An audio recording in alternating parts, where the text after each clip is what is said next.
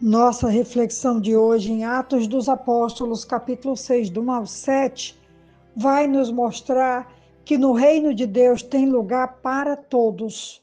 Veja bem o que diz esse relato.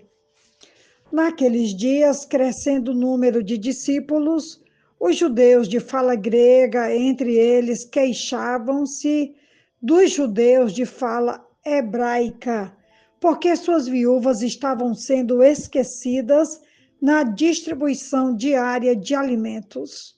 Por isso, os 12 reuniram todos os discípulos e disseram: Não é certo negligenciarmos o ministério da palavra de Deus a fim de servir às mesas. Irmãos, escolham entre vocês 7 homens de bom testemunho, cheios do Espírito e de sabedoria.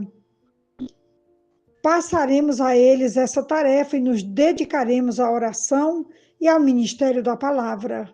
Tal proposta agradou a todos. Então, escolheram Estevão, um homem cheio de fé e do Espírito Santo, além de Filipe, Prócoro, Nicanor, Timon, Pármenas e Nicolau, um convertido ao judaísmo, provavelmente de Antioquia. Apresentaram esses homens aos apóstolos, os quais oraram e lhes impuseram as mãos. Veja a conclusão de tudo isso no versículo 7. Assim, a palavra de Deus se espalhava, crescia rapidamente o número de discípulos em Jerusalém. Também um grande número de sacerdotes obedecia à fé. Em Atos 6, a comunidade cristã recém-formada enfrenta uma crise de liderança. Os helenistas judeus de fala grega, que viviam em Jerusalém, estavam insatisfeitos porque as viúvas de seu grupo não estavam sendo atendidas na distribuição diária de alimentos, como acabamos de ler no capítulo 6, versículo 1. Essa questão fazia surgir murmúrios de descontentamento na igreja e precisava ser levada a sério. Com sabedoria, os apóstolos reconheceram o problema, como também já acabamos de ler, nesse mesmo capítulo, e pediram que fossem escolhidos 7 homens para coordenar a distribuição de alimentos. Na opinião de vários intérpretes, esses 7 indivíduos foram os primeiros diáconos. Os apóstolos proporcionaram liderança capacitadora ao mostrarem-se atentos à sensível situação que eles estavam vivendo na comunidade.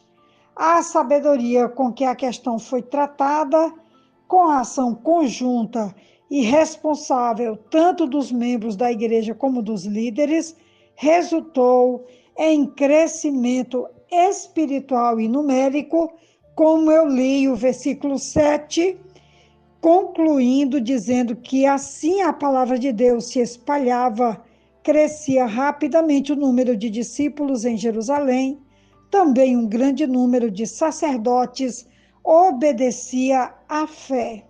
A igreja reconheceu uma diversidade de dons e os empregou para o bem comum.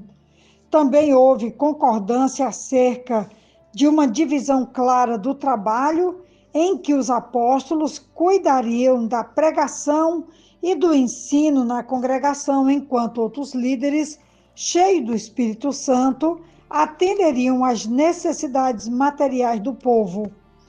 Todo cristão tem a oportunidade de exercer alguma forma de ministério. Por vezes, essa utilidade de cada cristão na obra de Deus é chamada de sacerdócio santo ou sacerdócio real. Nem todos desempenham a mesma função, mas todos são chamados a usar seus dons a serviço de Deus. Deus concedeu líderes à igreja não para exercerem domínio sobre seus integrantes, mas para servirem à comunidade. Cabe a esses líderes reconhecer tanto as necessidades de sua congregação, como os indivíduos que Deus preparou para supri-las. Os bons líderes identificam pessoas talentosas, ajudam-nos a se desenvolver e, desse modo, capacita os membros do corpo a usar os dons que receberam de Deus para o louvor da sua glória. Temos então aqui um texto maravilhoso resolvendo um conflito que já estava ali no primeiro século, quando a gente pensa que tudo era perfeito, que tudo estava em plena harmonia, vem a situação de um conflito, de uma reclamação, de uma situação que precisava ser resolvida com urgência, porque as viúvas estavam sendo negligenciadas nas suas necessidades. Outra coisa também que eu quero falar é sobre como esses 7 homens eram cheios do Espírito Santo, sabedoria e capacidade para servir. Os 7 homens foram colocados diante dos apóstolos, que oraram por eles e lhes impuseram as mãos, simbolizando sua função administrativa na igreja. Com esse trabalho caridoso delegado aos 7 homens, os apóstolos estavam livres para devotar-se plenamente à adoração na igreja e pregação da palavra.